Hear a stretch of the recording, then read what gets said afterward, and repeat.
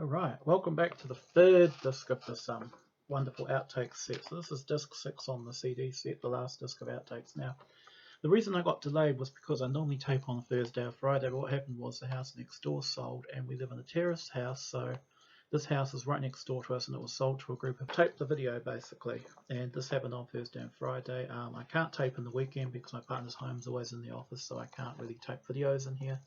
We don't have a professional setup or rooms and suits and suite. That's the problem with being a working class Prince commentator, is that people are always on top of each other. And then today, Monday, we're very lucky. Fortunately, the Chinese haven't come back to do more whacking and banging, which has really pleased me. I have a feeling they're probably staying away because just today there was another community case got out in the community, and the authorities are scrambling around, and we're still waiting in limbo to see if we're entering another lockdown, or if not a lockdown, at least going up another alert level.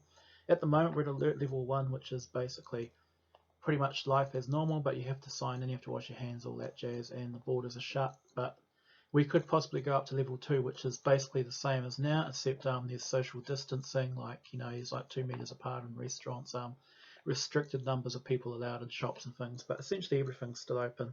And if it's really bad, we'll move up to level 3, which is basically all the shops except for essential places will close, and places that can offer something called click and collect, where you basically walk up to the shop and the door's open and there's a desk and you have to wash your hands and sign in, and basically they have to bring it to you, and it's ridiculous basically. And then level 4, which I'm highly unlikely, which is what we had back in April, is basically everything shut except the supermarket and petrol stations, and the police are driving around asking you why you're out in your car basically.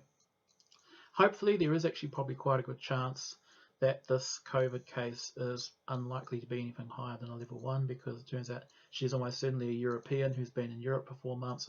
She actually we have an app here where you sign into places called a QR app.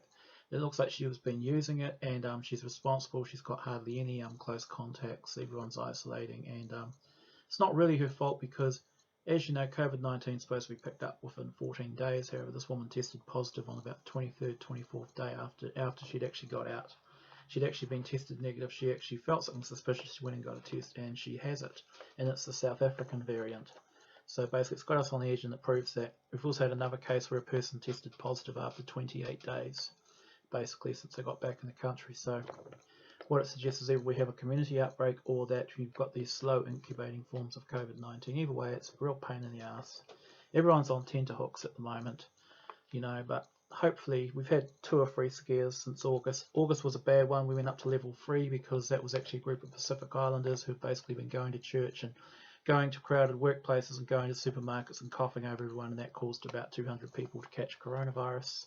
And they didn't have the app, they weren't signing in for anything. They had heaps of children who were going to school and coughing over everyone, and it got really bad basically. So there you are. Sorry I spent 4 minutes talking about COVID-19. Third disc. Okay, now we finished the last video talking about how great the second disc was, and I mentioned the third disc wasn't as good, but so far the thing about the third disc too is it's got a lot less tracks. I think it's only got like basically 1, 2, 3, 4, 5, 6, 7, 8, 9, 10, 11, 13 songs compared to 15 on the second disc and 18 on the first. Basically, overall, it's still a great disc. I mean, it's definitely not a bad album in any sense of the words. There's definitely a couple of tracks here which are just not very good. I mean, not so much in the fact that they've got bad lyrics, but just because the overall song construction and flow is just not really something that would be considered genius by Prince's standards.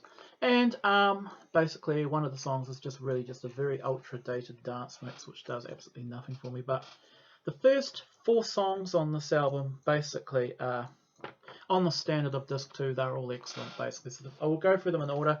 Okay, the first song is Emotional Pump. Now this is a song I got excited about for a very long time. I mean, I'd read about it and heard about it, but I honestly did not hear Emotional Pump until it wasn't actually this album. It was actually, there was a bootleg released around the start of 2018 or 2019. I forget which year it was.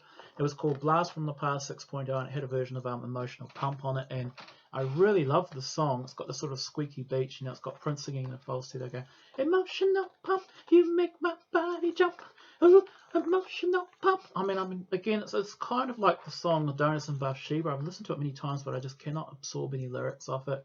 My guess is that it's basically about an emotional response caused by seeing a woman's body. I mean, originally I thought the emotional pump was just another crudely described metaphor meaning a penis, but at this time I think it's actually now like a shot of dopamine or adrenaline. It's something that's got him excited, bolt upright. So it's probably, again, it probably is sex related, because Prince is obviously seeing this beautiful woman and it's making his body jump basically.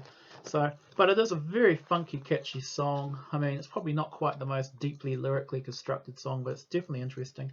The funny thing about Emotional Pump was that the story goes that Prince tried to offer it to Joni Mitchell of all people, and then Joni Mitchell said, well, he's a strange little duck, isn't he? And I mean, listening to the song, I mean, I don't know if you guys, I don't even know Joni Mitchell's music well, but I just cannot see Joni Mitchell singing a song like Emotional Pump, basically.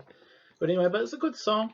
You know, not one of the greatest, but definitely one of the better songs on the set. And then we move on to Rebirth of the Flesh, and I've heard the song on various bootlegs, but I've never heard it like this before. This is basically the 8-track Camille album, which dates from the end of '86, November, December. All 7 of the other songs made it out onto albums, basically, or as B-sides, but Rebirth of the Flesh was the one that one book joked was waiting to be reborn, and it came out, and it's easy to see why it didn't make it onto an album, because the lyrics are incredibly dark. You know, basically it's a great dance stomp. I can definitely see it as being part of the Coca Boys whole thing. It's like, Rebirth of the Flesh is at your door, solar crocolium, yeah, we are here, where are you? Everybody dance to the new boogie cool. Ow, la la la la la la, Sonia Colium, and includes some rather colourful lyrics like, "You can't life. This ain't life. This ain't life, MFer. This ain't cars. This is life, MFer. You know, go." And some pretty erotic lyrics. And you know, it's a great song, real stomper. Easily singing in that sped up Camille voice, which is really great. It's easily one of the greatest songs he's ever put out, and definitely another star track. And then we've got the song Cosmic Day. Now this is a complete change of mood. Again, this is what I love about Prince. He can just change the mood and style of music from song to song. Cosmic Day has got Prince singing an almost feminine type voice going, today, today, oh baby, you know, it's a cosmic day, baby. It sounds a lot like It's a Wonderful Day, but you know, Cosmic Day is a very sort of, you know, upbeat, funky, poppy, sunshiny pop type song. Definitely similar to the vein of Play in the Sunshine, you know. You know, I'm feeling alive, it's a cosmic day. Do, do, do, do, do, do, do, do, do. Again, it sounds like Camille. His voice is almost female. Sometimes you might think it might be a woman singing something. Feeling alright, you got to be side, it's a cosmic day. So very bouncy, sugary pop song. And then we change mood completely, and we move into a supreme piece of gospel called Walking in Glory, which reminds me a lot of When the Dawn of the Morning Comes, you know. And again, I'm starting to think that all of these songs might actually have been songs that would have gone onto this Coca Boys project, because I think whereas, you know, the Coca Boys and basically, you know, Emotional Pump might have been songs that, you know, basically the Coca Boys are singing. I think this is what Cosmic Day is definitely the type of song, along with When the Dawn of the Morning and Walking in Glory would be that Prince's group, The Dawn, which are probably more the sort of, you know, open-minded, spiritual, sunshine pop group would have been singing. And I mean, it's a great song. Well, walking in glory, ooh, yeah. Lots of gospel, lots of melisma, you know, really good stuff actually. And it's a great song. And then from this point onwards, the quality of the album starts to wind downwards. I mean, these first 4 songs great. We've got Wally. Now, Wally is like this sainted holy grail. You know, of course, Wally refers to Wally Safford, one of the talentless dancers in Prince's, you know, later Revolution group. I mean, I always thought Wally and Greg were overrated. I mean, they're just basically dancing bodyguards, and they weren't even very good, apparently. All the stories talk about how Prince gave them these simplistic dance steps, and they couldn't even do those. But Wally was the bald one who wore like the sort of 1920s Elliot Sloper cap. Greg was the big hairy motherfucker, basically. And, you know, so, but Wally's like going, Wally, where'd you get them? Oh, I took her for a day, Wally. I took her out. And it's just basically a really sad, morose song about him, you know, separating with Susanna and trying to find a new love, you know. It's a miserable sort of blues type song. It is actually quite good. I do like it, but I just think, you know, apart from the great piano playing and his vocals, this is pretty slight overall compared to some of the other songs there. I mean, some people talk about this, you know, that it's just so great, you know. And all the shit about where'd you get these crazy ass sunglasses? They're the craziest MFing sunglasses I ever seen, Wally. Yeah, maybe I ask her out on a date, Wally. But yeah, that sort of tinkly after hours piano feel is quite nice, but it's not as good as the songs that came before it. And then we get to I Need a Man, and this is by far the silliest and most forgettable song on the album. This is obviously something made for some female protege like Tarja Seville. One time I called it Seville and I got my head bitten off. Or, you know, probably a lesser Jill Jones track, but, you know, it's just another silly song where he's singing like some, you know, girl, and, you know, it's just silly, really. I mean, it's probably the most forgettable song. I can't remember from it. I mean, And then we get to one of the more controversial songs. Now, apparently these are more songs recorded for girls. Now, I heard he actually tried to give this song to Bonnie Raitt, and I very much doubt. I know she was on a comeback. She would sing something this mean, but this is promised to be true. This is basically, I think Prince got the inspiration for the song by that, because of a song that was a big hit in late 86 called, even though this was taped in early 80, we're up to early 87 now. This is stuff which is like January to March 87. So we know we're almost up to the release date of Sign of the Times. But anyway, this song, promised to be true, starts off going, hey baby, I'm glad you showed up. You ever start talking or you get to walking? Now speak. And he's an angry man. He's wanting to know what the hell his woman's been up to, basically. And he's saying, look, big girl, if you keep messing around on me, I'm going to basically end your life. He's basically threatening to kill her. I mean, this is a genre of music I call rhythm and blues. There is some brutal stuff in here, but at the same time, of course, I mentioned the other videos, this is the part where he goes, oh, baby, kissing your lips gives me such a thrill, but if you mess up one more time, you ain't going to have no lips left to kiss with. That type of stuff. And then he goes, I got plenty good loving for you, baby. And that's what it is. If she stops goofing around and stays with him, he's promising to be this really great lover and really great boyfriend. But if she messes up, she's history, basically. I mean, this is nasty stuff. But I think he got inspiration for this from a song that did the rounds in late 86. It was on Def Jam Records, and it was one of these R&B rapper types. It was this pimp dude called Oren the Juice Jones. I don't know if Oren is named after the city in Algeria, because you know how some of these African Americans love all these exotic names of places, or it's actually from OJ the Juice Man, OJ Simpson, because Oren the Juice as in like orange juice. And I think he was a pimp because he looked like a pimp, acted like a pimp. He's got some great singing. He goes, I saw you and him walking in the rain. But there's a part where, again, he springs his girl for cheating on him because he follows her around, sees her with another man, and he gets so angry. He says, I was so angry. I missed you so much. I followed you. That's right. I followed you. And like the girl knows the game's up. She knows she's been caught, He goes, that's right. I wanted to check. My first impulse was to run up on you and flat blast you with both of you with my jammies. So basically, again, threatening to kill her. But he didn't want to mess up his $3,500 Lynx coat, you see. So he chilled and went to the bank and took out every dime I ever gave you, tore up all your muscle charge, and talks about how all the shit's left in the pile. No, don't go in the room. There ain't nothing left in there. And I think Promise to Be True is basically Prince's response to this rather silly song. Even though the song is incredibly silly, I mean, the Oren the Juice Jones song, he's got some wonderful singing, but the rapping and talking ruins it. And the same with this song. I mean, even still, you're comparing it to Sign of the Times, a silly song like this, the song construction's average, the hook is average, the melody's very weak. There's more talking than there is singing. There's some good harmony choruses there about I got plenty good loving for you, baby. But apart from that, there's very little here, and it's just silly. Overall, I'd say this is average. I wouldn't say it's a bad song, but, it's definitely not one of the gems on this album. It's kind of like, Lust You Always and, what's that other song? Extra Lovable. But the difference between where it's got basically violent and very sexist lyrics that wouldn't make it onto a general album. But unlike those two songs, this doesn't have the quality of musicality those two tracks have. This is just a very average, by numbers, Prince pop song, and basically it's rhythm and blues, and not particularly good rhythm and blues. Now we move on, and I'll probably spend more time on that silly song than I need to. We move on to another very stupid song called Jealous Girl. Now this was obviously, again, the same type of theme. This time it's from a woman's point of view, going, oh, I saw this girl, she is so pretty, so I had to cut up her face. Basically it's about a woman who's really jealous, sees a man out with a new girl, and basically every girl that he sees her out with, the narrator wants to kill her, basically, or wants to cut up her face, or, oh, I blew up a car, So not only is it disturbing, the narrator's admitting that they're basically a psychopath, and their jealousy knows no bounds. Again, okay, it might be quite amusing to listen to, but it's fairly sick. The quality of songwriting and construction is weak. I think this goes back to a story that Susan Rogers said in 87, where Prince was actually now starting to write songs that were no longer gasps of genius, and Prince was just doing too much writing and too much singing, and a lot of the stuff he was doing was just below average. And I think the tendency to wibble was starting to show, and it definitely comes across in songs like this, because these songs are fairly weak. This is probably worse than Promise to Be True, and yeah, it's not a good song. It's alright. It's interesting to hear that Prince was recording some of this darker stuff at the time, which is dominated by, the sunshine pop of Sign of the Times and Love Sexy. And these could almost be, these are like the Black Album songs, but I think the Black Album songs are just so much better written than this stuff. This is just, obviously the quality of writing suggests that these probably weren't meant for him, or they were just things he was doing for a giggle. Okay, then we move on to a much better song, and again, this is Streets Ahead. This is going back to the quality of the first 4 cuts, and this is There's Something I Like About Being Your Fool. And this has kind of got like a slowed down, almost type reggae feel to it, like a nice reggae beat to it. You know, basically, and the mood of the song changes. Whereas in the previous 2 songs, he's talking about jealousy and threatening to kill people and chop their lips off and all this stuff. In this case, he's willing to put up with her bad treatment.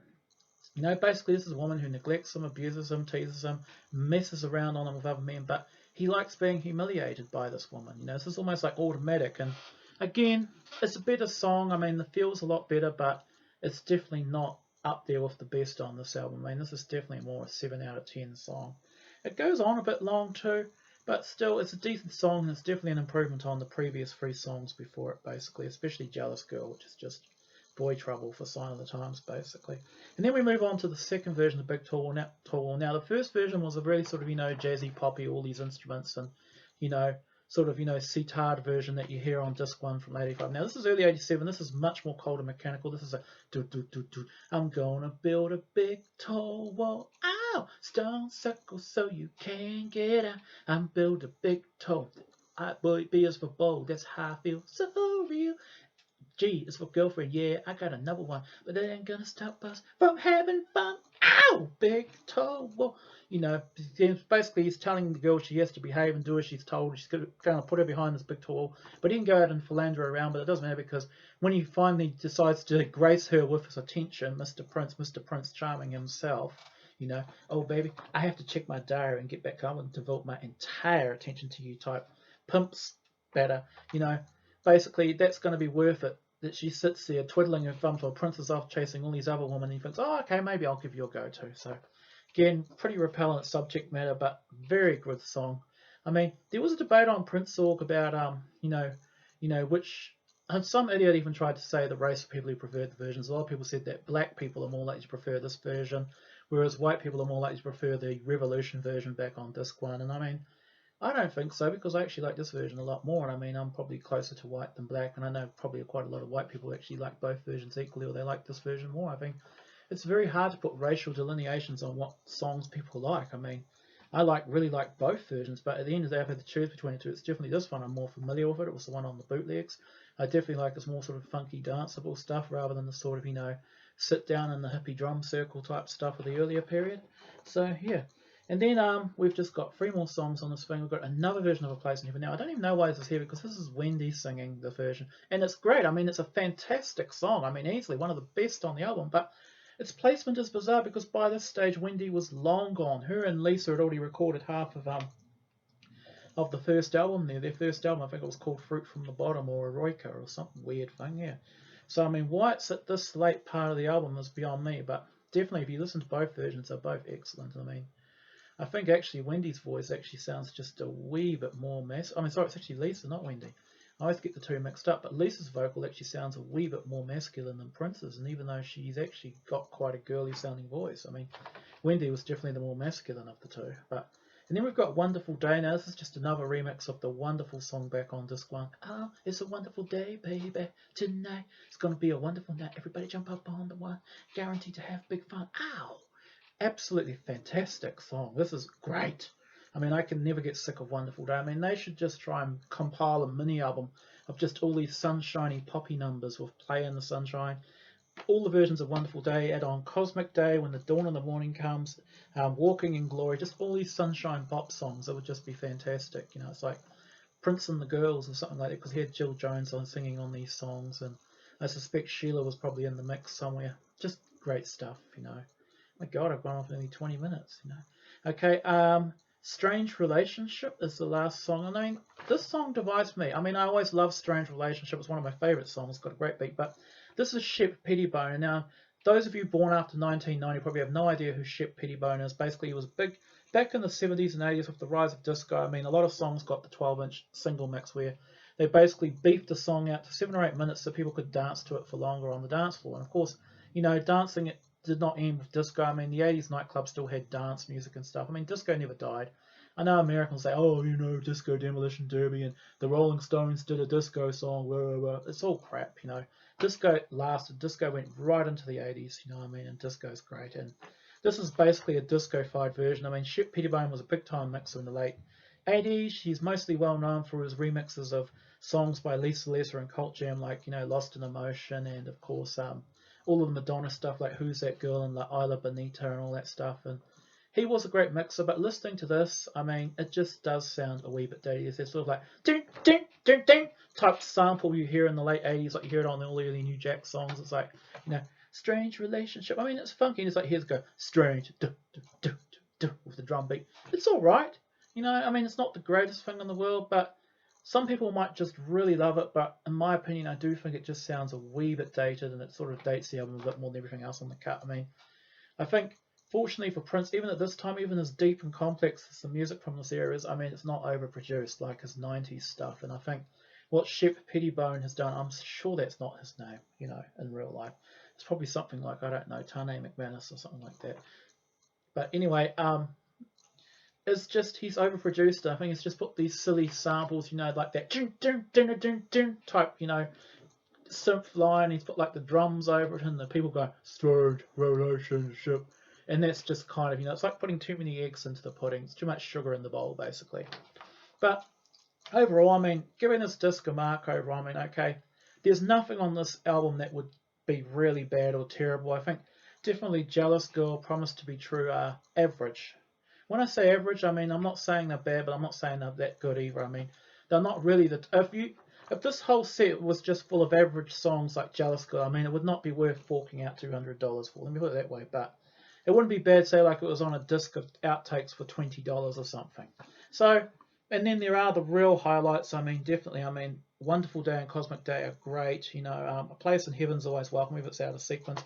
Emotional Pump and Rebirth of the Flesh are incredible songs. I mean, the gospel feel of Walking in Glory. Even There's Something I Like About Being Your Fool is a good song. Big Tall Wall was just a banger. I mean, these are great, great songs. I mean, overall, I mean, I think I gave disc 1 a 9 and I gave disc 2 a 10. I mean, and I think I'm still going to stand with that. Disc 2 is definitely a 10 out of 10 album. This I'm going to give 8.5. I mean, I think that's a fair mark. I mean, that's still an A on the general grading system. Okay, maybe America it's a B, but you guys are quite tough. You know, I mean, this is still, overall, using a word to describe it, you know, probably... It's somewhere between very good and excellent. I'll probably say it's really, really good, probably, you know, but it's definitely not excellent or classic, you know. I mean, this is definitely, you know, like, you know, I think Source did an album ranking system from 1 to 5 mics, you know, 1 being whack, 5 being superior. This is a 4 mic album, basically. And overall, I mean, now for the last bit, I mean, I have been listening to songs off the Live in Utrecht. I find it much harder to review a live show, but I am going to do a bit of talking about it. I'm just going to do one quick video where I basically summarize the whole thing. I'm not going to do disc by disc. I mean, I probably went way to town over this, but I mean, if you're not a fan of coronavirus news, I mean, you can always just chop out the first 4 minutes of this video. But I am going to review it because there are parts I like. I mean, probably my favorite live song ever played in this era is definitely If I Was Your Girlfriend. I just love that beat that comes in. Prince always comes on and does those sort of, you know, really high pitched vocals, and you know, he's got everyone on stage stepping and all that type of stuff, and yeah. So there's some great songs here. I mean, the main reason I'm a bit jealous about these songs is because I never went to one of these concerts. So there you are. That's disc 3. Sorry it took so long. Hopefully you can wade through this video and enjoy what I have to say. So there you are. I'll promise to be true and have a nice day, and I can assure you no one's going to cut my lips off. Peace and be wild.